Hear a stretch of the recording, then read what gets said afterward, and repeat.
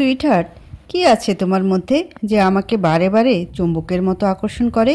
তুমি প্রথম সেই নারী যাকে দেখলে আমি আউট অফ কন্ট্রোল হয়ে যাই।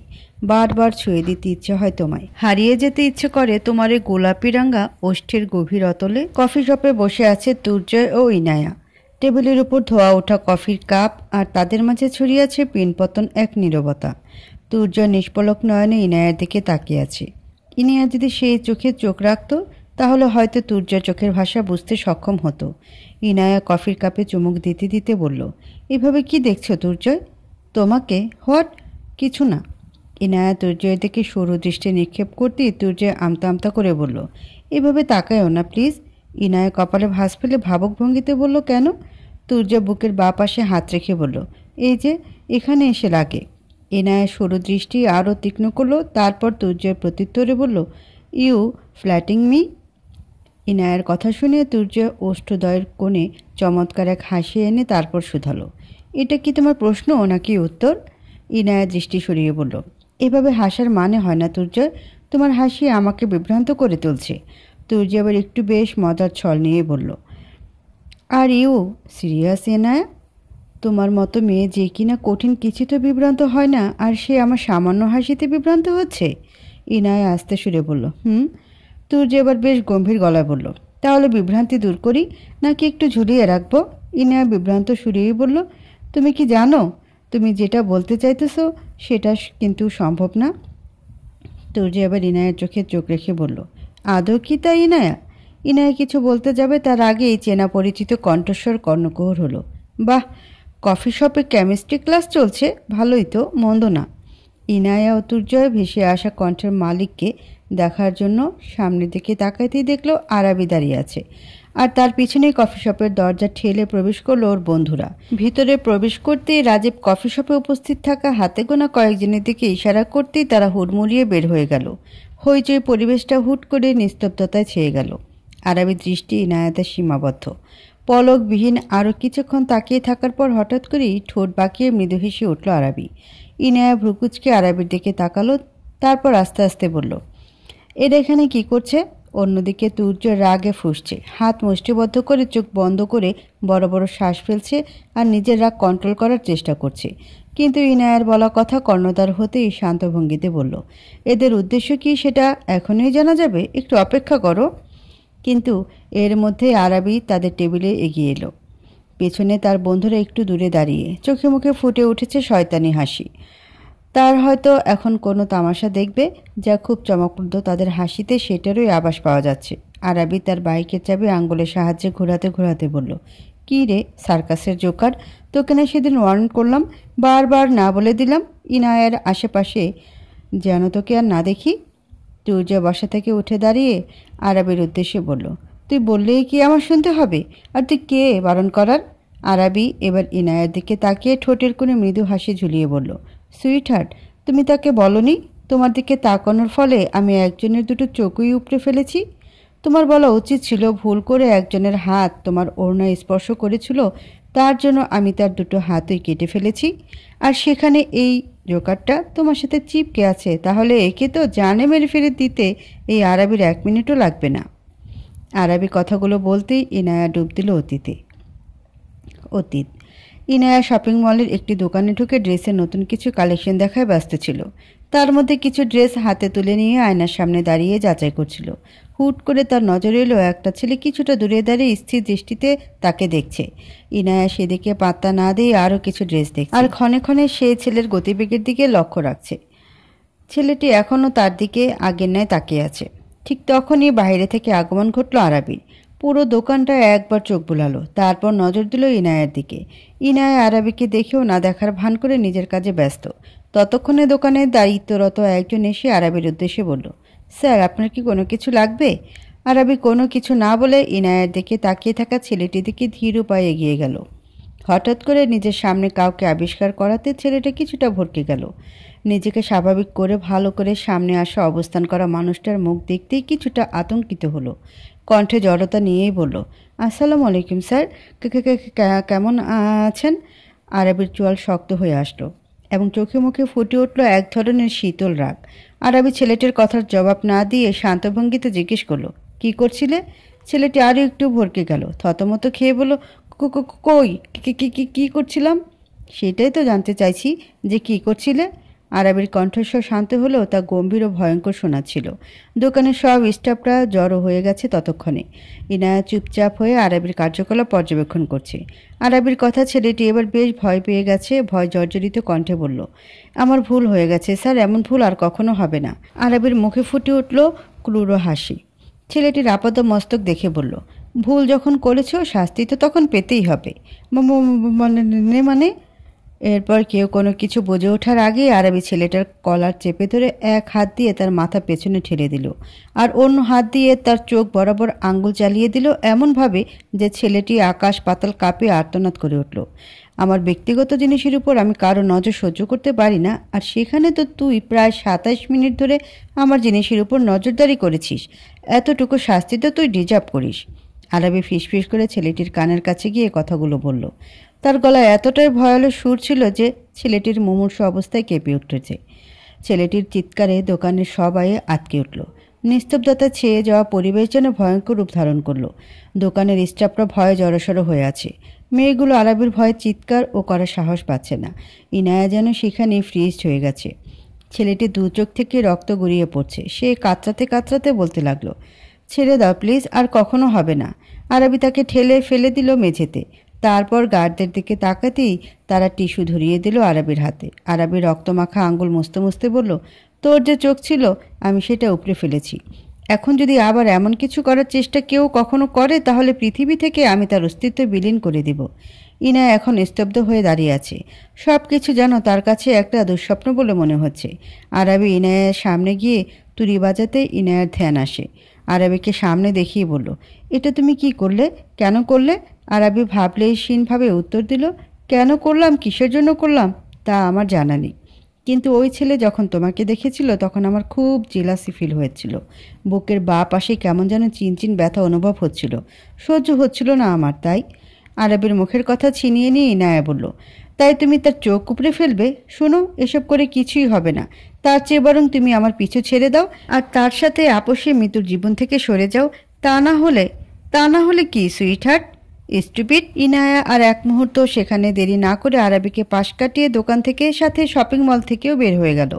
এটা ছিল আরবির সাথে সাক্ষাৎ হওয়ার 5ম দিনের কাহিনী। ইনায়া ভেবেছিল হয়তো আরবি এখানেই থেমে যাবে, কিন্তু ইনায়াকে ভুল প্রমাণ করে সেদিন তো সব কিছুর ঊর্ধ্বে চলে গেল। ইনানের কলেজে সেদিন আর্জেন্ট প্যারেন্টস মিটিং ছিল। সাধারণত এমন মিটিংয়ে মিতুই যায়, কিন্তু সেদিন তার শরীরটা ভালো না থাকায় যেতে পারেনি। মিতুর পরিবর্তে ইনায়া উপস্থিত হয়। মিটিং শেষ হতেই ইনায়া ইনানের সাথে সাক্ষাৎ করে চলে আসে। গাড়িতে উঠতে যাবে ঠিক তখনই ইনায়ের ফোন বেজে ওঠে। সে একটু সাইডে গিয়ে কথা বলতে শুরু করে। ব্যস্ত রাস্তায় মানুষের ভিড়ের মাঝে তার পাশ দিয়ে এক যুবক হেঁটে যায়। ছেলেটার বয়স খুব বেশি না, আবার একেবারে কমও না। এক ধরনের পরিণত কিন্তু চঞ্চল ভাব তার চলাফেরা স্পষ্ট বিরাজমান। যাওয়ার সময় অসাবধানতাবশত ছেলেটার হাত ইনায়ের ওড়নার সাইডে লাগে, আর এই অসাবধানতা ও ভুলবশত হওয়া ভুলটাই ছেলেটার জীবনে কাল হয়ে দাঁড়ায়। ইনায়া কিছু বলার আগে যুবকটি থমকে দাঁড়িয়ে ক্ষমা চাওয়ার চেষ্টা করে। ইনায়া কিছু বলার আগে কেউ একজন ছেলেটির শার্টের কলার ধরে টান দিয়ে বসে। ইনায়া ফোন কলে ব্যস্ত থাকায় সব কিছু বুঝতে একটু সময় লেগে যায়। আরবিকে দেখে ইনায়া ফোন কান থেকে সরিয়ে হাতে নিয়ে আরবির উদ্দেশ্যে বলল, কি সমস্যা? এখানে কি? আর এইভাবে কলার ধরার মানে কি? তুমি কি আমাকে সবসময় ফলো করো নাকি? আরবি ইনায়ের কোনো কথাকে পাত্তা না দিয়ে ছেলেটির কলার ধরা অবস্থায় ঝাঁকিয়ে ঝাঁকিয়ে বলল, তোর তো খুব সাহস, তুই ওকে স্পর্শ করার চেষ্টা করেছিস। আরবি প্রথম যখন ছেলেটির কলার ধরে তখনই ছেলেটি ভয়ে ঘেমে নিয়ে একাকার হয়ে যায়, আর আরবির তীব্র হুঙ্কার যেন প্যান্ট ভিজানোর উপক্রম হয়ে উঠেছে ছেলেটির। তাও ভয়ে জড়ানো কণ্ঠে ধীরে ধীরে বলল, আমি ইচ্ছা করে কিছু করি নাই স্যার, অসাবধানতার কারণে এমন হয়েছে। আমি তার জন্য ম্যামকে সরিও বলেছি। ইনায়ের শপিং মলের কথা মনে হতেই মনের মধ্যে এক অজানা ভয় হতে শুরু করলো। এই ছেলেরও না জানি কি ক্ষতি করে বসে আরবি। ইনায়া নিজের ভাবনা সাইডে রেখে আরবির উদ্দেশ্যে বলল, হে ইউ, হ্যাঁ আপনাকেই বলছি। আমার ব্যাপার আমি দেখে নেব। আপনি কে আমার লাইফে ইন্টারফেয়ার করার? Are you answer me. Arbi চোখ ঘুরিয়ে একবার ইনায়াকে দেখে নিল, তারপর ছেলেটির কলার ছেড়ে শার্টের একটা বোতাম খোলা ছিল যেটা লাগাতে লাগাতে ইনায়ার উদ্দেশ্যে বলল, সুইট হার্ট, আমি কি সেটার অ্যান্সার না হয় পরে দিচ্ছি, আপাতত এর আগে একটা ব্যবস্থা করে নিই। আরাবি, আমি তোমাকে না করতেছি, তুমি তোমার মাফিয়াগিরি অন্য কোথাও গিয়ে দেখাও আর ছেলেটিকে ছেড়ে দাও বলছি। আশেপাশে লোক সমাগম যেন আরও বেড়ে গেছে। আরাবি ইনায়ার কথাকে তোয়াক্কা না করে ছেলেটির উদ্দেশ্যে বলল, তুই ভুল করে স্পর্শ করেছিস আর জেনে শুনে শাস্তি তো তোকে পেতেই হবে। আরাবির ঠান্ডা মস্তিষ্কে বলা কথাটাই যেন ছেলেটিকে হিমশীতল করে দিচ্ছে। তার বোঝা হয়ে গেছে তার সাথে এই মুহূর্তে খারাপ কিছু হতে চলছে। ছেলেটি এবার আরাবির পায়ে পড়ে গেল আর বারবার বলতে লাগলো, আমার ভুল হয়ে গেছে, আমি জেনে বুঝি করি নাই। এতেও কোনো লাভ হলো না। আরাবি ছেলেটিকে তুলে এক নজরে তাকিয়ে থাকে। তারপর গার্ডদের উদ্দেশ্যে দৃষ্টি ফেলতে একজন গার্ড গিয়ে গাড়ির ডিকি খুলে একটা বড় মাপের রামদা বের করে আনে। চারপাশের লোকজন ভয়ে হিম হয়ে যায়। ইনায়া সামনে এগিয়ে যেতে নিলে দুজন মেয়ে এসে তাকে ঘিরে ধরে। ইনায়া চেয়েও তার শক্তি প্রয়োগ করতে পারছে না। যুবকটি কাঁপতে কাঁপতে পেছাতে চায়, কিন্তু আরাবি তাকে জোরে টেনে নিয়ে যায় ভিড়ের বাইরে। ভুলবশত যদি হাত লেগেই যায় তাহলে আমি মনে করি এই ভুল হাতও তোর সাথে রাখার দরকার নেই। কথাটি বলে গার্ডদের হাত থেকে রামদাটা হাতে তুলে নেয়। চারিপাশ ভয়ের কারণে নিস্তব্ধতা ছেয়ে গেছে। ইনায়া বারবার না বলে যাচ্ছে। যুবকটি চিৎকার করে ওঠে। তার কান্না আর্তনাদ চারপাশে নীরবতা ভেদ করে, কিন্তু এতেও যেন আরাবির মনে দয়া হয় না। খুব নিখুঁতভাবে রামদা চালিয়ে দেয় যুবকের ডান হাতে। প্রথম কোপে ছেলেটা যেন গগনবিদারী চিৎকার করে ওঠে। চারিপাশে রক্ত ছিটকে পড়ে। আশেপাশের পরিবেশ যেন নিস্তেজ হয়ে পড়েছে একেবারে। কাকপক্ষীরও হয়তো কোনো সারা শব্দ নেই। সাহস দেখিয়ে যে কেউ সামনে আসবে এমন মানুষও এখন নেই। সবাই নীরব দর্শক হয়ে দেখছে। পরপর আরেক হাতেও কোপ বসিয়ে দিল আরাবি। এবার যেন ছেলেটা তার সর্বস্ব শক্তি দিয়ে চিৎকার করে মাটিতে লুটিয়ে পড়ল। আরাবি দুটো একত্র করে আরেকটা কোপ দিতেই দু হাতে 10টা আঙ্গুল চারিদিকে ছিটকে পড়ল। হাড় মাংস ভেদ করে রামদা দিয়ে কোপানো হাত দুটো শরীর থেকে এখন মাটিতে লুটোপুটি খাচ্ছে, আর আঙ্গুলগুলো চারিদিকে ছড়িয়ে ছিটিয়ে পড়ে আছে। ইনায়া পুরো দৃশ্য দেখে হতভম্ব হয়ে গেছে। চোখ দিয়ে অনর্গল পানি গড়িয়ে পড়ছে। চারিদিকে রক্তের ছড়াছড়ি। একটা গার্ড এসে আরাবির হাত থেকে রামদাটা নিয়ে নিল ও অন্য হাত দিয়ে একটা টাওয়াল ধরিয়ে দিল আরাবির হাতে। আরাবির টাওয়ালটা নিয়ে ছিটকে আসা রক্তগুলো চোখ মুখ থেকে মুছতে মুছতে বলল, যা, এমন ব্যবস্থা করে দিছি আর জীবনও তোর ভুল করে কোনো ভুল হবে না। আরাবির টাওয়ালটা গার্ডদের হাতে দিয়ে ইনায়ার সামনে গিয়ে দাঁড়ালো। তারপর বলল, কি যেন বলছিলে? ও হ্যাঁ, তোমার অ্যান্সার চাই তাই তো?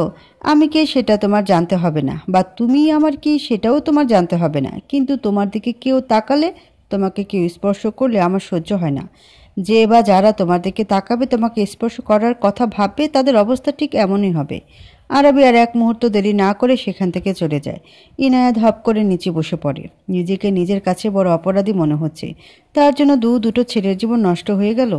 আরাবির সাথে দেখা হওয়ার পরপর পঞ্চম ও সপ্তম দিনের মাথায় এমন মুমূর্ষু ঘটনা ঘটে গেল। এমনি আরাবিকে দেখতে পারত না, আর এমন ঘটনার জন্য আরাবিকে রীতিমতো ঘৃণা হতে শুরু হলো। অবশ্য পরে গিয়ে সেই সব ছেলেদের পরিবারের সারা জীবনের দায়িত্ব ইনায়া নিলেও নিজের কাছে নিজের অপরাধী লাগে ইনায়ার। বর্তমান আরাবি আর তুর্জয় তর্কের এক পর্যায়ে হাতাহাতি শুরু করেছে, যার দরুনে ইনায়া অতীতের ভাবনা থেকে বর্তমানে আসে। কোনো মতে আরাবের হাত থেকে তুর্জয়কে ছাড়িয়ে নেয় ইনায়া। তুর্জয় তার কোট ঠিক করতে করতে আরাবির কানের কাছে গিয়ে বলে, এসব মাফিয়াগিরি আমাকে দেখাতে আসবে না। এমন অনেক হাজারটা মাফিয়া এই তুর্জয় শেখ তার পকেটে রাখে। আরাবি মৃদু হেসে তুর্জয়ের মতো করেই বলল, হাজারটা মাফিয়া তোর পকেটে থাকে? যেগুলো তোর পকেটে থাকে সেগুলো কাপুরুষ শাড়ি চুরি পরে থাকা বাজারে নাচনেওয়ালেদের মতো হবে। তাই নিজেদের পুরুষত্ব বিসর্জন দিয়ে অন্যের পকেটে থাকে। বাট আমার মতো মাফিয়া হলে তোর পকেটে থাকার বদলে তোকে দাফন করে দিত। কিন্তু তুই চিন্তা করিস না, তোকে দাফন করার জন্য আমি চলে আসছি তো এখন। কথাটা বলে আরবি চোখ টিপ দিল তুর্যকে। তুর্য ওষ্ঠ বাঁকিয়ে হাসলো। তারপর আবার আগের ন্যায় বলল, আগে রানীর মনে নিজের জায়গা করে নিই, তারপর না হয় রাজ্য ও রাজার দাপট ছিনিয়ে নিব। কথাটি বলেই তুর্যের কফি শপ থেকে বের হয়ে গেল। ইনায়া বের হতে যাবে ঠিক তখনই আরাবি ইনায়ের গলা চেপে দেয়ালের সাথে লাগিয়ে ধরে হিসিয়ে বলল, সুইট হার্ট, এই সার্কাসের জোকারের সাথে তোমাকে যেন আর না দেখি, তাহলে আমার থেকে খারাপ কিন্তু কেউ হবে না। ইনায়া 2 হাত দিয়ে ঝাড়া দিয়ে আরাবিকে নিজের কাছ থেকে কিছুটা দূরে সরিয়ে দিল। তারপর এক কদম নিজের সামনে গিয়ে আরাবির গলা চেপে ধরতেই আরাবির ভাই রাজীব সহ বন্ধুরা এগিয়ে আসতে নিলে আরাবি হাতের ইশারায় থামিয়ে দেয়। ইনায়া আরাবির গলা চেপে ধরে রাখা অবস্থায় বলল, আমাকে মিতু বা তোমার সাথে পূর্ব পরিচিত হওয়া অন্য সব মেয়েদের মতো আমাকে মোটেও ভাবতে আসবে না। আমি ইনায়া আমাকে হালকাভাবে নেওয়ার চেষ্টা করবে না। হালকাভাবে নিতে গেলেই নিজের মৃত্যুকে সাদরে গ্রহণ করা হবে। তাই নেক্সট টাইম আমার লাইফে ইন্টারফেয়ার করার চেষ্টা ভুলেও করবে না। আরবি এক হাত দিয়ে গলা থেকে ইনায়ার হাত সরিয়ে নিয়ে মোহিত কণ্ঠে শোধালো, sweetheart, I like it. তোমার এই তেজ আমাকে তোমার প্রতি আরও আকৃষ্ট করে, আর তোমার এই সাহসী বলে দেয় তুমি আফনান আরবের ভবিষ্যৎ সহধর্মিনী। আরবের কথা শুনে ইনায়া ক্ষীণ হাসলো, তারপর শুধালো, আমার থেকে যত দূরে থাকবে তত ভালো থাকবে, কিছুদিন বেশি বাঁচতে পারবে। বেলকনিতে দাঁড়িয়ে আছে ইনায়া। গুড়ি গুড়ি বৃষ্টি পড়ছে, তার সাথে দমকা হাওয়ায় ইনায়ার শরীর মন সব কিছুকে যেন প্রসন্ন করে তুলেছে। ইনায়া চায়ের কাপে চুমুক দিতে দিতে ভাবছে তুর্জয়ের কথা। তুমি তোমার নামের মতোই দ্রুত আর চঞ্চল। তোমার না বলা কথাগুলো আমি বুঝতে পারি তুর্জয়। তোমার চোখ কথা বলে, সেই চোখে অসংখ্য অনুভূতিরা খেলা করে। নিষ্পলক চোখের চাহনিতে কত অজানা স্বীকারোক্তি লুকিয়ে থাকে। তোমার সেই দৃষ্টির গহীনে আমার জন্য তা আমি বুঝি। ইনা এবার এক দীর্ঘশ্বাস ফেলল, তারপর নিজের কাছে নিজেই প্রশ্ন করল, আর আমিও হয়তো ধীরে ধীরে তুর্জয়ের আচার আচরণে মুগ্ধ হয়ে যাচ্ছি। মুগ্ধ না হয়ে কি উপায় আছে? সে আর যাই হোক মেয়েদের সম্মান করতে জানে, আর কতটা দায়িত্ববান কেউ হয়তো বিশ্বাস করবে না। এত বছর বাইরে থেকেও কি সুন্দর দেশের কালচার, মেয়েদের কিভাবে সম্মান করতে হয় সব কিছু কত সুন্দরভাবে আয়ত্ত করে ফেলেছে। আর অন্যদিকে দ্য গ্রেট নির্লজ্জ আরবি, একে তো আমি জানে মেরেই অতপর ক্ষান্ত হব। ইনায়া নিজেকে একটু শান্ত করলো। দমকা হওয়ায় প্রাণ ভরে একটু শ্বাস নিয়ে আরবির কথা মাথা থেকে ঝেড়ে ফেলল। তারপর বিড়বিড় করে বলল, তুর্জয়, তুমি কি জানো, তোমার নীরব দৃষ্টি, অস্পষ্ট স্বীকারোক্তি কিংবা সযত্নে লুকিয়ে রাখা অনুভূতিগুলো আমার মন ছুঁয়ে যাচ্ছে। তুমি কিছু বলো না, কিন্তু তোমার চোখ বলে দেয় তোমার না বলা কত সব কথা। আমি হয়তো না চেয়েও সে ভাষাহীন কথাগুলো বুঝে নিয়েছি। অনুভব করছি একটু অনুভূতি, যা শব্দের অপেক্ষা করে না, শুধু হৃদয়ের গভীরে ধীরে ধীরে বিচরণ করে। হঠাৎ করিয়ে ঝমঝম করে বৃষ্টি পড়তে শুরু হলো। বৃষ্টির বড় বড় কয়েক ফোঁটা ইনায়ের শরীরে পড়তেই তার টনক নড়ে উঠল। সে এতক্ষণ কী বলছিল আর কি ভাবছিল এগুলো ভাবাও তো ঠিক না। ইনায়ের ভিতর থেকে চাপা এক দীর্ঘশ্বাস বের হয়ে আসলো। তারপর আনমনে বলল, আমার অন্ধকার জীবনের সাথে তোমাকে জড়াতে চাই না। আমার এই জীবনের কোনো গতি নেই, আজ আছি কাল হয়তো নাও থাকতে পারি। হুট করে রাস্তার পাশে ইনায়ের নজর পড়ল। ভালো করে দৃষ্টি দিতে দেখল দুজন ব্যক্তি তার বাড়ির দিকে এবং তার দিকেই তাকিয়ে আছে। ইনায়া ভালো করে পরখ করে দেখল ফাহাদ আর নিলয়। ইনায়ার ওষ্ঠে ফুটে উঠল এক চিলতে হাসি। হয়তো এই হাসির রেখার ভয়ঙ্কর কোনো কিছুর আভাস দিল। ইনায়ার একটা ছবির পানে গভীর চাহনিতে তাকিয়ে আছে তুর্জয়। তুর্জয় ভাবছে, কি এমন আছে এই মেয়ের মধ্যে যা তাকে অশান্ত করে তোলে? বারবার মুগ্ধ নয়নে শুধু তাকিয়ে থাকতে মন চায়। তুর্জয় মনে মনে আওড়ালো, তুমি আমার মুগ্ধময়ী। তোমার পানে চাহিয়ে আমি গোটা এক জীবন নিঃসঙ্গতায় কাটাতে পারি। অন্যদিকে উদাম দেহে আরবি দেয়ালের পৃষ্ঠে এক হাত ভর দিয়ে দাঁড়িয়ে আছে। শর্টস পরা, গাঢ় ভেজা শরীরে জলধারার স্পর্শ। শাওয়ার থেকে ঝরে পড়া পানির ফোঁটাগুলো তার চওড়া কাঁধ বেয়ে নেমে আসছে ধীরে গতিতে। বুকের বাঁকে থমকে থেকে অবশেষে নীরব অথচ গভীর প্রবাহে গলে যাচ্ছে শরীর বেয়ে নিচে। প্রতিটি বিন্দু কণা শরীরের সাথে লেপ্টে মুক্তদানার মতো হয়ে আছে। শরীরের উত্তাপ আর পানির শীতলতা দুটো মিলে যেন একাকার হয়ে গেছে। প্রায় ঘণ্টাখানেকের মতো এভাবেই আরবি দাঁড়িয়ে আছে। বাইরে তুমুল বেগে বৃষ্টির ফলে এখন একটু ঠান্ডা ঠান্ডা অনুভূত হচ্ছে আরবির, যার দরুন কিছুক্ষণ পরপর শরীর কেঁপে কেঁপে উঠছে। তাতেও যেন ভাবান্তর হচ্ছে না। একদিকে তানিমের খুনির কোনো খোঁজ খবর পাওয়া যাচ্ছে না। এতটা নিখুঁতভাবে সব কিছু লোপাট করেছে, মনে হচ্ছে খুব দক্ষ কোনো সিরিয়াল কিলারের কাজ। কোনো সাধারণ মানুষ হলে কোনো না কোনো সূত্র নির্ঘাত ফেলে যেত। অন্যদিকে ইনায়ার সাথে তুর্জয়কে দেখলে আগুনে ঘি ঢাললে যেমন আগুন দাও দাও করে জ্বলে ওঠে, ঠিক তেমনি বক্ষ পিঞ্জিরায় সব কিছু যেন পুড়ে ছারখার হয়ে যায়। আরবি বারবার চেয়েও এই মেয়েটাকে মাথা থেকে ঝেড়ে ফেলতে পারছে না। যত চাইছে এই মেয়ে থেকে দূরত্ব তৈরি করতে, ততই যেন এই মেয়ে তাকে আষ্টে পৃষ্ঠে জড়িয়ে ধরছে। আরবি এবার দুই হাত মুষ্টিবদ্ধ করে চুলগুলো আঁকড়ে ধরে ধপ করে বসে পড়ল। ঠান্ডায় শরীর যেন বারবার কাঁপুনি দিয়ে উঠছে, কিন্তু মন যে দুটানায় পড়ে আছে। চারিদিকে আধার ঘনিয়ে আসছে, তার মধ্যে গগন দাপিয়ে বৃষ্টি পড়ছে। রেনকোট পরিহিত দুজন যুবক খানবাড়িতে প্রবেশ করলো। আসাদ খান আর মাসুদ খান হল রুমে বসে তানিমের খুন হওয়া ব্যাপার নিয়ে আলোচনা করছিল। যুবক দুটোকে সদর দরজা দিয়ে প্রবেশ করতে দেখি তাদের আলোচনার সমাপ্তি ঘটালো। কি জানতে পারলে ওই মেয়ে সম্পর্কে? আঙ্কেল, তেমন কিছু চোখে পড়ল না, কিন্তু কিন্তু কি কিন্তু একবারে সুবিধারও লাগছে না। এই মেয়ে যে চুপচাপ বসে থাকবে তেমন মনে হচ্ছে না। আসাদ খান শুনল কিন্তু কিছু বলল না। মাসুদ খান ভাইয়ের পানে শোকাহত দৃষ্টি ফেলে বলল, ভাইজান, যেমনে পারো আমার ছেলের খুনির যে কোনো একটা হ্যস্ত করো। ওটাকে আমি নিজ হাতে খুন করতে চাই।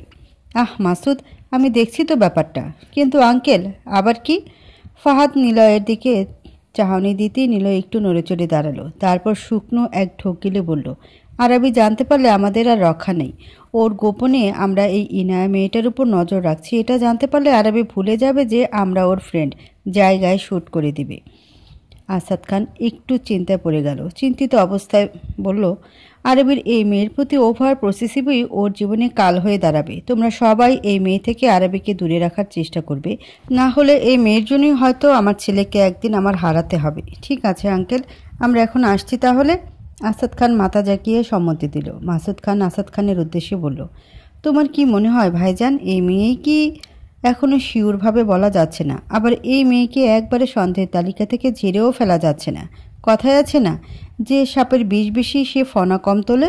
হতে পারে ও চুপচাপ থাকে সবার সামনে আর ভেতরে ভেতরে ভয়ঙ্কর কোনো সত্তা লুকিয়ে রাখে। ভাইজান, আমি এত কিছু বুঝি না। আমার ছেলের খুনিরে শুধু আমার সামনে চাই আর নিজ হাতে তার কঠিন থেকে কঠিনতম মৃত্যু উপহার দিতে চাই। হবে হবে, সব হবে। এখন যা, তোর রুমে যা। আর আমিও যাচ্ছি, মাথাটা ঝিম ধরে আছে, একটু রেস্ট নিতে হবে। আচ্ছা ভাইজান। আরবি রাত থেকে জ্বরে কপকাত, শরীরের তাপমাত্রা যেন বাড়তেই আছে, কমার কোনো সম্ভাবনা দেখা যাচ্ছে না। তার সাথে অস্বস্তিকর মাথা ব্যথা তো আছেই, মাথা যেন ছিঁড়ে যাওয়ার উপক্রম, আর মস্তিষ্ক জুড়ে ইনায়া ঘুরপাক খাচ্ছে। যতবার চোখ বন্ধ করছে আরবি ততবারই যেন ইনায়ার মুখশ্রী বারংবার ভেসে উঠছে চোখের সামনে। সারা রাত নির্ঘুম পার করেছে আরবি। সকাল হতেই ইনায়ার তেজি মায়াবী মুখশ্রী যেন আরবিকে বারবার টানছে। ইনায়াকে এক নজর দেখার জন্য মনে এক ধরনের অস্থিরতা ভর করেছে আরবির। শরীর আর মনের মধ্যে যেন মহাযুদ্ধ চলছে। অবশেষে শরীর পরাজিত হলো মনের কাছে। আরবি বেড সাইডের টেবিল থেকে হাতের মুঠো ফোনটি হাতে নিল। ফোনের স্ক্রিনে তাকাতেই দেখল 10:07। ডায়াল লিস্ট থেকে কাঙ্ক্ষিত নাম্বার বের করে কল দিতেই রিং হতে শুরু হলো। কয়েক সেকেন্ড হতেই ওপাশ থেকে ভেসে আসলো, আসসালামু আলাইকুম স্যার। ওয়ালাইকুম আসসালাম। তোমার ম্যাম কোথায় এখন? ওকে, ইনায়ের আপডেট শুনি। আরবি জ্বর নিয়ে শরীরে ক্লান্তি সত্ত্বেও গাড়ি ড্রাইভ করে বের হয়ে গেল। মাথার মধ্যে শুধু ইনায়ার তেজি অগ্নিঝরা তীক্ষ্ণ দৃষ্টির মায়াবী মুখশ্রী ভেসে উঠছে। তাকে এক পলক দেখার আকাঙ্ক্ষা যেন চাতক পাখির ন্যায় তৃষ্ণার্ত করে তুলেছে। সব কিছুকে ছাপিয়ে যাচ্ছে আরবির জ্বরে পোড়া শরীরের যেন উন্মাদনা। জ্বর যেন ধীরে ধীরে আরও বাড়ছে, আর মন ইনায়াকে এক পলক দেখার জন্য ব্যাকুল হয়ে উঠেছে। আচ্ছা, যার জন্য এত কিছু সে কি বুঝবে আদৌ? নাকি বরাবরের মতো এবারও আরবিকে শুধু প্রত্যাখ্যানই করবে? আজকে অফিসে আর্জেন্ট মিটিং ছিল বিধায় ইনায়া সকাল সকাল অফিস শেষে ছিল। কিছুক্ষণ আগেই মিটিং শেষ হয়েছে। আরও কিছু ফাইলপত্র দেখে সবেমাত্র বের হয়েছে। গাড়ির কাছে যেতেই দেখলো আরবি বুকে 2 হাত গুজে গাড়ির সাথে হেলান দিয়ে দাঁড়িয়ে আছে। ইনায়া খেয়াল করলো চুলগুলো উস্কো খুস্কো, চোখ মুখগুলো শুকনো শুকনো, দেখিয়ে বোঝা যাচ্ছে অসুস্থ। তারপরেও ইনায়া পাত্তা না দিয়ে যে গাড়িতে উঠতে যাবে ঠিক তখনই ডুলুডুলু অবস্থায় ইনায়ার সামনে গিয়ে গাড়ির দরজা ধরে বসে। তা দেখে ইনায়ার মেজাজ ক্ষিপ্ত হলো, ক্রোধিত হয়ে বলল, তুমি এখানেও চলে এসেছো? আরে ভাই, তুমি আমাকেও মারতেও চাও নাকি? তাহলে এখানেই মেরে দাও, তবুও আমার পিছু ছাড়ো। আরবি জ্বরে ক্লান্তি ভরা কণ্ঠে বলল, সুইটহার্ট, তুমি ভাই বলে আমাকে তো এমনিই মেরে দিলে। ইনায়ের রাগে কটমট দৃষ্টি নিক্ষেপ করলো। আরবি ইনায়ের আরও কাছে চলে গেল। এ কোন ধরনের অসভ্যতামি? আরবি ইনায়ার আরও ঘনিষ্ঠে চলে গেল। তাদের মধ্যে এখন একটু দূরত্ব নেই। ইনায়ার শরীর স্পর্শ করছে আরবির শরীর। আরবি ইনায়ার মাথা তার বক্ষস্থলের বাঁ পাশে চেপে ধরে বলল, সুইটহার্ট, আমার বুকের স্পন্দন শোনো। আমার বুকে মাথা রেখে, যার প্রতিটি ধুকপুক তোমার নামেই তাল মেলে, যেন হৃদয়ের প্রতিটি স্পন্দন শুধু তোমার জন্যই বাজে। তোমার অস্তিত্বের সুর যেন আমার হৃদয়ে টালমাটাল ঝড় তোলে। তুমি দূরে থাকলেও আমার হৃদস্পন্দন তোমার অস্তিত্বকে খুঁজে বেড়ায়, তোমাকে কাছে পেতে চায়। আরবির শরীরের তাপমাত্রা ইনায় কিছুটা চমকে ওঠে। এত জ্বর নিয়ে এখানে? সহানুভূতি জেগে উঠল। মৃত্যুর কথা মনে হতেই ইনায় আরবিকে সজোরে ধাক্কা দিয়ে নিজের থেকে সরিয়ে বলল, do you know, you and your words are both disgusting. Arbi পড়ে যেতে নিলেও নিজেকে কোনো মতে সামলে নিয়ে বুকের বাঁ পাশে হাত রেখে বলল, আউস বেবি, তুমি কি জানো আমি তোমার প্রাণ বাঁচিয়েছি? ইনায়া মৃদু হেসে বলল, যে প্রাণ নেই সে আবার কি করে অন্যের প্রাণ বাঁচায়? আরাবি কাতর চাহনিতে ইনায়ের দিকে তাকিয়ে আছে। ইনায়া সেদিকে পাত্তা না দিয়ে আরও বলল, ইউ নো হোয়াট, আমি জানি তুমি আমাকে ফাঁসানোর চেষ্টা করছো, বাট তুমি ভুল করছো। সবাই মিতু বা তোমার লাইফে আসা ওইসব সহজ সরল মেয়েদের মতো না, আর আমাকে ভুলেও সহজ সরল ভেবো না। তোমার কুকর্মের শাস্তি আমি তোমাকে দিব, আর সেটা খুব শীঘ্রই, তোমার জান নিয়ে। উফস বেবি, তুমি বললে আমি তো স্বইচ্ছে তোমার হাতে এক্ষুনি খুন হতে রাজি আছি। ডিসগাস্টিং। ইনায়া আর এক মুহূর্তের জন্য না দাঁড়িয়ে চলে গেল। আরাবি যেন ইনায়ের এভাবে চলে যাওয়াতে একটু হতাশ হলো। এত জ্বর নিয়ে আসতাও একবারও কি শুধাতে পারতো না? তুমি কি অসুস্থ? ঠিক আছো তো? কিন্তু এমন কিছু না। ভঙ্গানুর হৃদয় নিয়ে স্থান ত্যাগ করলো আরাবি। দুদিন পর অবশেষে বিছানা থেকে উঠতে পারলো আরাবি। জ্বরের কারণে মুখটা ক্লান্ত আর বিবর্ণ লাগছে। চোখের নিচে গাঢ় কালচে দাগ পড়ে গেছে। চুলগুলো এলোমেলো হয়ে আছে। শরীর এখনও দুর্বল। ক্লান্তি যেন রক্তের সঙ্গে মিশে আছে। তবুও আর এভাবে শুয়ে বসে রুমে থাকা যাচ্ছে না। বিকেল গড়িয়ে সন্ধ্যা নামছে। টানা দুদিন রুমের ভেতর থেকে যেন দম বন্ধ হয়ে আসছে। শ্বাস নিতে কষ্ট হচ্ছিল আরাবির। দেয়ালগুলো অদৃশ্য ভার চাপিয়ে দিচ্ছিল মনে। তাই নিজেকে জোর করেই দরজা ঠেলে বাইরে বের করে নিয়ে আসলো। ধীরে ধীরে দরজা ঠেলে বেরিয়ে আসলো আরাবি। করিডোর পেরিয়ে হলরুমে এসে সোফায় বসতেই শরীরটা ভারী লাগলো। মাথা যেন এখনও ঝিম ধরে আছে। হাতের আঙুলগুলো চেপে ধরে নিজেকে স্বাভাবিক করার চেষ্টা করছে আরাবি। হলরুমটা অস্বাভাবিকভাবে ফাঁকা। চারিদিকে নিস্তব্ধতা। আরাবি ধীরে ধীরে পেছনে হেলান দিয়ে চোখ বন্ধ করলো। কিন্তু পর মুহূর্তে আসাদ খান আর মাসুদ খান একসাথে নিচে নেমে আসলেন। কারো উপস্থিতি টের পেতে আরাবি দ্রুত চোখ খুলে সামনের দিকে তাকালো। মাসুদ খান বসতে বসতে আরাবির উদ্দেশ্যে বলল, তোমার শরীরের এখন কি অবস্থা আরাবি? আগের থেকে অনেকটাই বেটার ফিল করতেছি চাচা। শুধু একটু ক্লান্তি ভাব আর মাথা ঝিম ধরার ভাবটা আছে। এই দুটো কেটে গেলে আমি একদম ফিট চাচা। ফিট হলেই হবে না, শুধু প্রপার আরও 2 দিন বেড রেস্ট থেকে তারপর তুমি বের হবে। আর যেন এই কথা দ্বিতীয়বার তোমাকে বলতে না হয়। কিন্তু বাবা, আরাবি ভাইজান কিন্তু ঠিক কথা বলতেছে। এমনি নতুন শত্রু হয়েছে, কখন কিভাবে আঘাত হানে সেটা বলা যায় না। আর তোমার অসুস্থতা আর দুর্বলতার সুযোগ নিয়ে যদি তোমার বড় কোনো ক্ষতি করে দেয় তখন কি হবে? এমন কিছু হবে না চাচা। তুমি বুঝছো না আরাবি বাবা, খান বংশের কনিষ্ঠ পুত্র হারানোর শোকেই আমরা এখনও কাটায় উঠতে পারি নাই। আর তার মধ্যে তোমার কিছু হয়ে গেলে আমাদের খান বংশের ভিত নড়ে যাবে। আরাবি হতাশ হলো। তার বাপ চাচা নাছোড়বান্দা। কথায় কথা বাড়বে, এই 100 যুক্তি তারা তার সামনে উপস্থাপন করবে। এর থেকে চুপ থাকাই শ্রেয়। আরাবি আগে নেই আবার চোখ বন্ধ করলো। একসাথে কয়েক জোড়া পদচরণের শব্দ কর্ণপাত হতে আরাবির চোখ খুলল। আসাদ খান আর মাসুদ খান নিজেদের মধ্যে খোশ গল্প থামিয়ে সামনের দিকে নজর দিতেই দেখল রাজীব, ফাহাদ, নিলয় এসেছে। সবার মুখে চিন্তার ছাপ স্পষ্ট বিদ্যমান। আরাবি ভ্রুকুচকে ওদের দিকে তাকিয়ে বলল, এই অসময় এখানে কি? তাও বাংলার পাঁচের মতো মুখ করে রেখেছিস? রাজীব কাচুমাচু হয়ে বলল, দুপুরের পর থেকে শালিককে পাওয়া যাচ্ছে না, ওর ফোনও লাগছে না। হলরুমে বসে থাকা সবার উপর যেন ছোটোখাটো একটা বাস পড়ল। আরাবি এখন গাছাড়া ক্লান্তি নিয়ে বসে থাকলো। শাকিলকে খুঁজে পাওয়া যাচ্ছে না শুনে এক নিমিষে সকল ক্লান্তি গায়েব হয়ে গেছে। গা ঝাড়া দিয়ে উঠে সবার উদ্দেশ্যে বলল, দুপুর থেকে শালিকের কোনো খোঁজ পাওয়া যাচ্ছে না, আর তোরা এখন আমাকে বলছিস? না মানে আমরা ভেবেছিলাম। নীলকে কিছু বলতে না দিয়ে আরাবি আবার বলল, কি ভাবছিস তোরা? কিছুদিন হলো আমরা তানিমকে হারিয়েছি, বুঝতে পারছিস না তোরা? আমাদের পিছনে গোপন শত্রু লেগেছে, তাও আবার আমাদের পেছন থেকে আক্রমণ করতেছে। পুলিশ থেকে শুরু করে যত গার্ড আছে সবাইকে লাগিয়ে দে। কালকে সকালের মধ্যে শাকিলকে আমার সামনে চাই, তাও আবার অক্ষত অবস্থায়। রাজীব, ফাহাদ, নিলয় মাথা ঝাঁকিয়ে চলে গেল। আসাদ খান আর মাসুদ খানও খোঁজ নেওয়ার জন্য কাকে কাকে যেন কল করছে। আরাবি বসা থেকে উঠে কপালে স্লাইড করতে করতে হল রুম জুড়ে পায়চারি করছে আর মনে করার চেষ্টা করতেছে তার এমন কোন গোপন শত্রু আছে যে তার কাছের মানুষদের মেরে ফেলার জন্য মরিয়া হয়ে উঠেছে। কবে কখন থেকে শুরু হয়েছে তা ভাবছে আরাবি। মৃত্যুর 3 দিনের দিন থেকে শুরু হয়েছে। তাহলে কি ইনায়া? না, এটাও সম্ভব না। ওর মতো সহজ সরল একটা মেয়ের পক্ষে কিন্তু আবার ভাবনার তালিকা থেকে ঝেড়েও ফেলা যাচ্ছে না।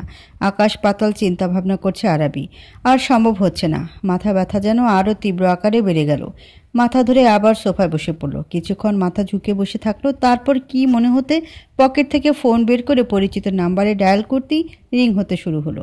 Hello boss. সোহেল, ইনায়ার আপডেট বলো আজকের। বস, বলো। ম্যাম তো আজকে সারাদিন। অর্ধেক কথা বলে চুপ হয়ে গেল সোহেল। আরবি মৃদু সুরে ধমকিয়ে বলল, কতবার বলতে হবে সোহেল, অর্ধেক কথা আমার পছন্দ না। আর এই রকম অর্ধেক কথা বলে ঝুলিয়ে রাখবে না। সোহেল একটু হতাশ হলো। তারপর বড় করে এক শ্বাস ফেলে বলল, ম্যামকে 2-3 দিন ধরে তুর্য শেখের সাথে বেশি দেখা যাচ্ছে। ইভেন তারা একসাথে নতুন কোনো প্রজেক্ট নিয়ে কাজ করারও সিদ্ধান্ত নিয়েছে। এমনিতেই শালিকের বেপাত্তা হওয়া নিয়ে আরবি চিন্তিত, তার উপর সোহেলের কথা যেন মেজাজ আরও চটে গেল। রাগী কণ্ঠে বলল, ননসেন্স, এই কথা তুমি আমাকে আজকে বলতেছ? তাও আমি কল দেওয়ার পর? এর আগে বলো নাই কেন? সোহেল আমতা আমতা করে বলল, সরি বস, আপনি অসুস্থ ছিলেন তাই আর বলি নেই। স্টুপিড একটা, কল রাখো। ওকে বস। সোহেল কল কাটতেই আরবি যেন আরও চিন্তিত হয়ে পড়ল। একদিকে শাকিল তো অন্যদিকে এই ইনায়া। চারপাশে অদ্ভুত একটা নিস্তব্ধতা বিরাজমান করছে। বাতাসের মধ্যে বারুদ মিশানোর গন্ধ। ঘরটা বদ্ধ ও অন্ধকারে আচ্ছন্ন। চারদিক নিকোষ কালোতে নিমজ্জিত থাকে, তার মধ্যে ছোট্ট এক হলদে রঙের বাল্ব জ্বলছে। আর সে আলো আধারে মনে হচ্ছে ঘরের দেয়াল যেন মৃত্যুরা আঁকড়ে আছে। দেয়ালের প্লাস্টার চটে গিয়ে ভেতরের ইট বেরিয়ে এসেছে। স্যাঁতস্যাঁতে গন্ধে মনে হচ্ছে বহুদিন ধরে এই জায়গাটা তালাবদ্ধ অবস্থায় ছিল। এমন অবস্থায় শাকিলের নিঃশ্বাস ভারী হতে শুরু হলো। আর ঠিক তখনই ধীরে ধীরে জ্ঞান ফিরল। চোখ মেলে তাকাতেই দেখল তার হাত পা দড়িতে বাঁধা, পিঠটা শক্ত কংক্রিটের সঙ্গে ঠেকে আছে। ভয়ে শুকনো এক ঢোক গেল। তারপর চারিপাশে ভালো করে একবার চোখ বুলিয়ে নিল, কিন্তু সমস্ত জায়গায় শুধু অন্ধকার। একটিমাত্র হলদে আলো জ্বলছে মাথার উপর, যা এই আধারে নিমজ্জিত নরক সদৃশ্য ঘরটাকে আরও ভয়ঙ্কর করে তুলেছে। শাকিলের মাথাটা কেমন যেন ঝিমঝিম করছে। মনে করার চেষ্টা করছে তার সাথে আসলে কি হয়েছে। দোকান থেকে একটা সিগারেট নিয়ে সেটা আগুন ধরিয়ে টানতে টানতে বের হয়েছিল। হুট করে পেছন থেকে শক্তপোক্ত কোনো কিছু দিয়ে বাড়ি দিল। শাকের পেছনে ঘুরে দেখল কয়েকজন লোক কালো পোশাক পরা, আর একজনের হাতে বড় মোটা একটা রড, যেটা দিয়ে তার মাথায় কিছুক্ষণ আগে বাড়ি দেওয়া হয়েছে। শাকিল অনুভব করল তরল জাতীয় কিছু গড়িয়ে পড়ছে। তৎক্ষণাৎ শাকিলের চোখ ঝাপসা হয়ে আসছে। মাথার পেছনে হাত দিতেই দেখল তরল জাতীয় কিছু একটা গড়িয়ে পড়ছিল, যেটা মনে হলো সেটা রক্ত। এরপর আর তার কিছু মনে নেই। এখন সে কোথায়, কারা এনেছে, এসব ভাবছে, আর মনের মধ্যে ভয়রা যেন আরও উৎপাত ভেবে জেগে বসছে। কী রে, জ্ঞান ফিরল তাহলে তোর? এসে যদি দেখতাম না তোর এখনও জ্ঞান ফিরে নাই, তাহলে অজ্ঞান অবস্থায় তোকে নরকে চালান করে দিতাম। কিছুটা বিদ্রুপে সুরে কথাটা বলল রাত শাকিলকে। শাকিল মনে করার চেষ্টা করলো। বেশিক্ষণ সময় লাগলো না। চটজলদি মনে হলো এই লোকটাই তো তাকে পেছন থেকে আঘাত করেছিল, কিন্তু কেন? শাকিলের ভাবনা চিন্তার মধ্যে রাজ বলে উঠল, জিলে তেরা জিন্দেগি, কুছ টাইম বাদ তেরা জীবন কা অন্তিম সময় আ জায়গা। বলেই উচ্চ শব্দে হেসে উঠল। শাকিল একটু নড়েচড়ে বসল। তারপর রাজের উদ্দেশ্যে বলল, আমাকে এখানে ধরে আনার কারণ কি? সময় হলে সব জানতে পারবি। এখন মুখে তালা লাগা শালা, না হলে এক্ষুনি তোর খেল খতম করব। শাকিল ভয়ে চুপসে গেল, আর কিছু বলার সাহস করল না। রাজ আবার অন্ধকারে হারিয়ে গেল। তোমার চোখে আকাশ আমার, চাঁদ উজার পূর্ণিমা, ভিতর থেকে বলছি হৃদয় তুমি আমার প্রিয়তমা। তোমার চোখে আকাশ আমার, চাঁদ উজার পূর্ণিমা, ভেতর থেকে বলছি হৃদয় তুমি আমার প্রিয়তমা। পথের শুরু থেকে শেষে যাব তোমায় ভালোবেসে, বুকে আছে তোমার জন্য অনেক কথা জমা। তুর্য এনায়ার ছবি দেখে তাকিয়ে গুনগুন করে গানের 1-2 লাইন গেয়ে উঠল। তারপর আনমনে হেসে উঠল। তুর্য ভাবছে এই সেই মেয়ে যে কিনা বাংলাদেশে বসে সুদূর কানাডায় অবস্থান করা এক যুবকের ঘুম হারাম করে ছেড়েছে, আর তার জন্যই আজ তুর্য বাংলাদেশে। কি করে সে ছেড়ে দিবে এই ইনায়াকে? ঘড়ির কাঁটা রাত 10টার কাঁটা যেতে একটু বিকট শব্দ তুলে তার জানান দিল, ইনানের শরীরটা আজকে তেমন একটা ভালো না, বিধায় 9টার মধ্যেই শুয়ে পড়েছে। ইনায়া হলরুমে বসে তার অফিসের ফাইলপত্র ও কিছু কাজ ছিল, সেটাই মনোযোগ সহকারে করছে। বাহির থেকে চেঁচামেচির আওয়াজ আসতে ইনায়ার কাজে বিঘ্ন ঘটল। এই রাত করে দারোয়ান চিল্লাচ্ছে কেন সেটা দেখার জন্য ইনায়া বাড়ি থেকে বাইরে যেতেই দেখলো বড় গেটের সামনে আরবের গাড়ি দাঁড়িয়ে আছে। আর আরবি বারবার দারোয়ানকে বলছে গেট খুলে দিতে, কিন্তু নাছরবান্ধা দারোয়ান গেট খুলবে না, সেটা নাকচ করতেই আরবির সাথে তর্কাতর্কি লেগে যায়। মূলত ইনায়ার দারোয়ান এই তো 2 দিন হলো নতুন কাজে জয়েন করেছে। সহজ সরল মানুষ, গ্রাম থেকে আসছে, একটু বয়স বেশি, ফোন বা নেট দুনিয়া সম্পর্কে ধারণা না থাকায় আরবিকে তেমন একটা চিনে না। তা না হলে কি আর তার সাহস হতো আরবির মতো একটা মাফিয়ার সাথে তর্ক করার? ব্যবস্থা বিপাকে যেতে দেখে ইনায়া দৌড়ে সেখানে উপস্থিত হলো। দারোয়ানকে এখান থেকে দূরে সরে যেতে বলল। তারপর গেট খুলে বাইরে যেতেই আরবি গাড়ি থেকে বাইরে বের হয়ে ইনায়ের উদ্দেশ্যে বলল, সুইটহার্ট, তোমার মতো তোমার দারোয়ানেরও সাহস আছে বটে, তা না হলে এই আফনান আরবির সাথে তর্ক করে, তাও আবার বাড়িতে প্রবেশ করতে না দিয়ে। ইনায় আরবির কথা তোয়াক্কা না করে পাল্টা আরবির উদ্দেশ্যে প্রশ্ন ছুড়ে দিল, এই অসময়ে তুমি এখানে কেন, কি চাই? আরবি ইনায়ের কাছে গিয়ে মাদকতার কণ্ঠস্বরে বলল, তোমাকে চাই বেবি। আরাবি ইনায়াকে খুব ভালো করে স্ক্যান করছে। ইনায়া ঢিলেঢালা একটা টি শার্ট আর প্লাজো পরে আছে। শরীরের ভাঁজগুলো স্পষ্ট হয়ে উঠেছে, যেন কাপড়ের বাধাও তার সৌন্দর্য লুকিয়ে রাখতে পারছে না, যা আরও আরাবির কাছে ইনায়াকে আকর্ষণীয় করে তুলছে। আরাবি ইনায়ার দিকে মোহিত চাহনি দিয়ে বলল, sweetheart, you looking so hot and attractive. Oops, আমি তো জাস্ট ফিদা হয়ে যাচ্ছি। মন তো বলছে তোমাকে এক্ষুনি গভীরভাবে ছুঁয়ে দিই। আরবির মুখে লাগাম ছাড়া কথা শুনে ইনায়াত চোখ পাকিয়ে বলল, ভুলেও এমন সাহস করুন আরবি, তাহলে জ্বলে পুড়ে যাবে। যেভাবে অগ্নি তার তেজ দিয়ে সব কিছু জ্বালিয়ে পুড়িয়ে ছাই করে দেয়, ঠিক তেমনি তুমিও ছাই হয়ে উবে যাবে। আরবি ইনায়ের দিকে ঘোর লাগা দৃষ্টিতে বলল, সুইটহার্ট, তোমার এই রূপ দেখে আমি এমনি জ্বলে পড়ে যাচ্ছি ভিতরে ভিতরে। তুমি নামক স্পর্শ ছাড়া এই অগ্নিদহন সহ্য কেমনে করি? ইনায়া আরবিকে নিজের থেকে ধাক্কা দিয়ে কিছুটা দূরে সরিয়ে বলল, দূরে থাকো আমার থেকে, ভালো থাকবে। উফস বেবি, আজকে যে রূপ দেখাইলে তোমার, এতে করে তো মন চাইছে সর্বক্ষণ তোমার আশেপাশে, তোমার খুব কাছে থাকি, বাট মাই ব্যাড লাক। ইনায়ের দিকে চোখ টিপ দিয়ে কথাটা বলল আরবি। ইনায়ের রাগে হিসিয়ে বলল, তোমাকে তো আমি খেয়ে ফেলতে চাও নাকি সুইটহার্ট?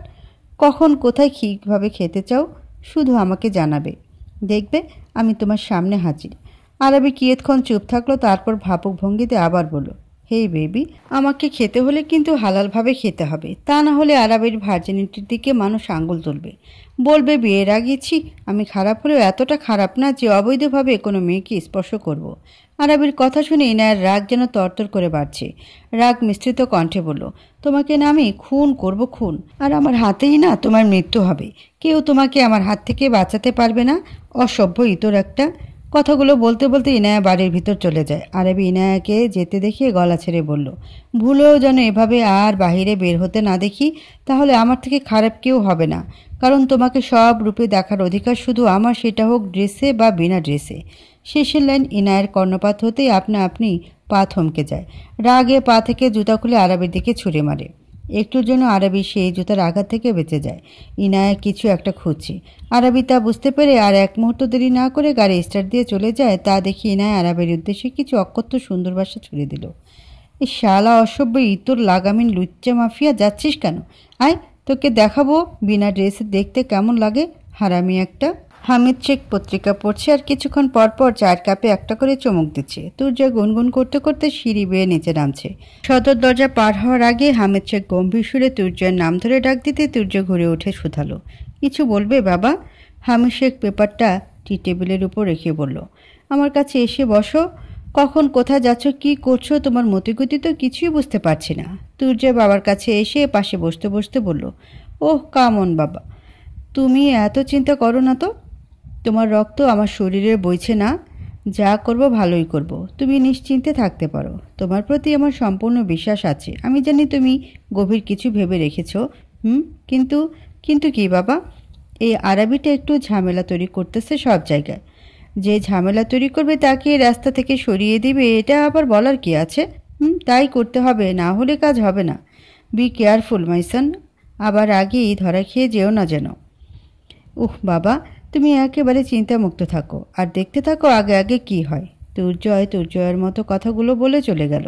আর হামিদ শেখ ভাবছে, যা 10 বছর আগে করতে পারে নাই তা এখন তার ছেলে করে দেখাবে।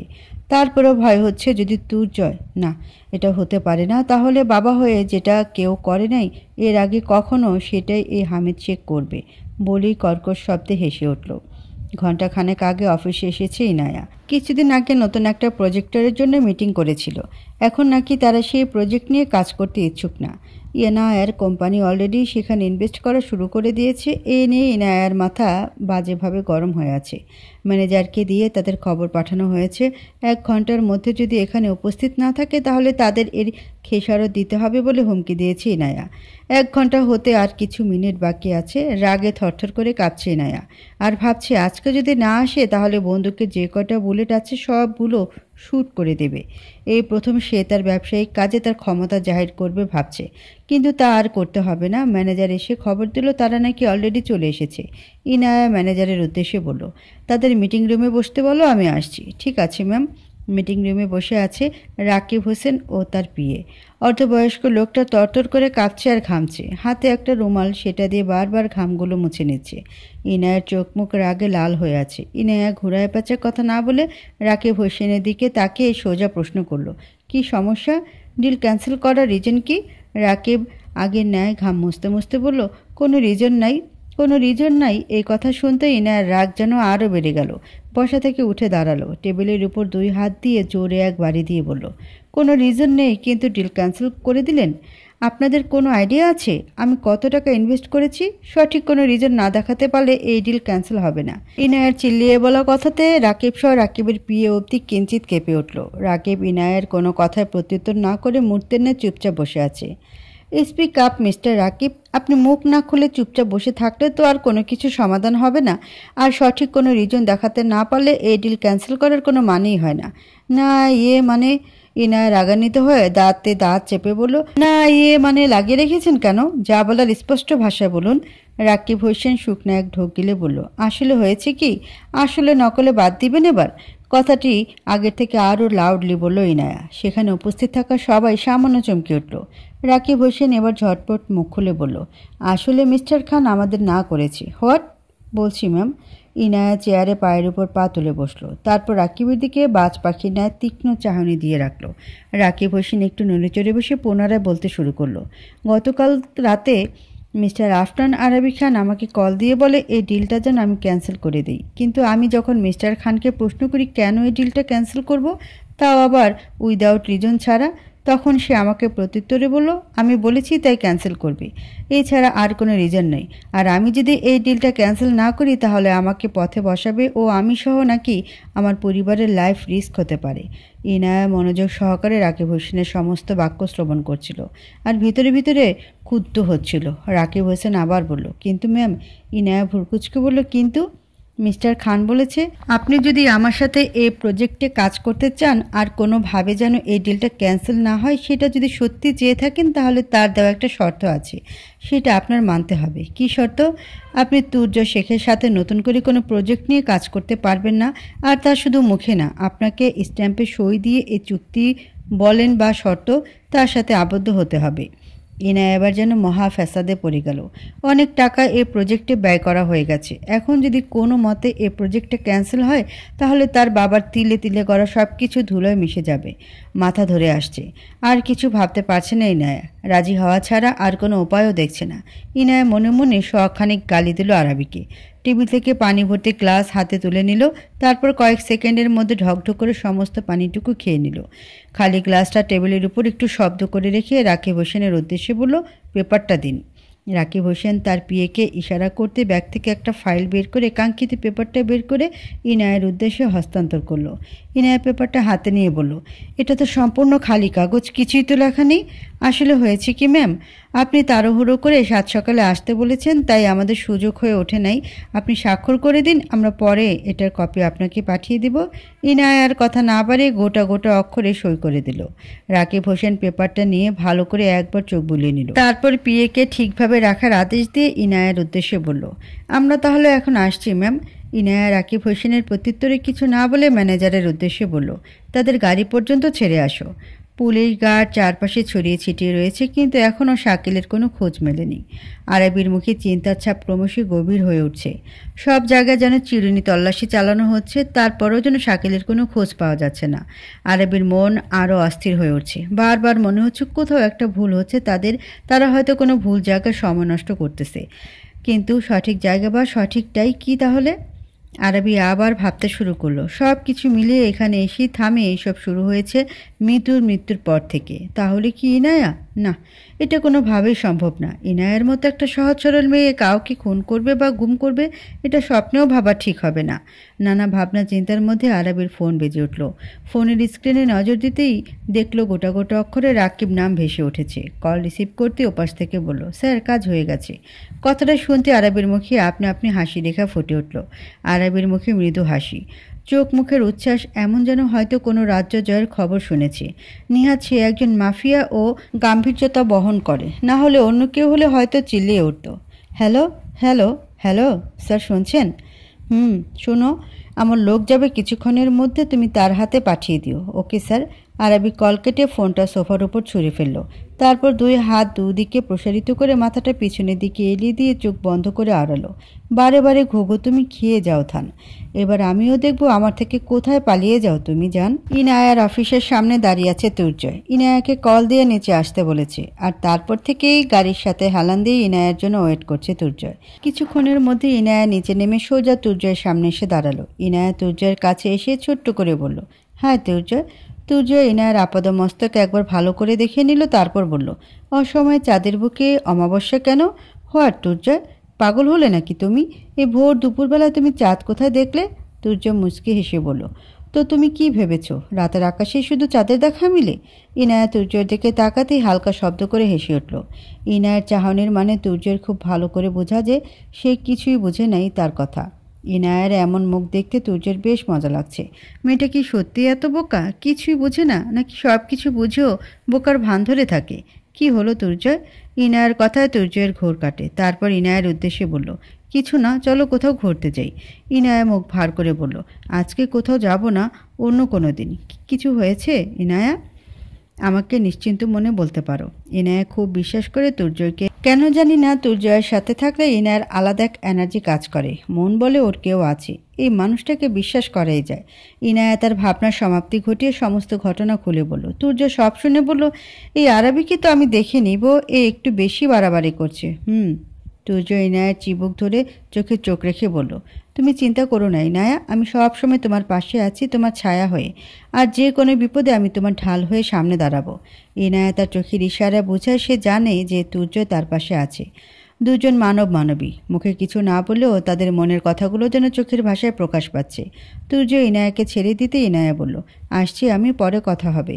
আমি ছেড়ে দিয়ে আসি? না তুর্জয়, আমি একটু একা থাকতে চাই। ঠিক আছে মহারানী। তুর্জয় গিয়ে ইনায়ার গাড়ির দরজা খুলে দিতে ইনায়া মুচকি এসে গাড়ির ভিতর প্রবেশ করে। ইনায়া গাড়ি স্টার্ট দিতে তুর্জয় তার গাড়ি নিয়ে বের হয়ে যায়।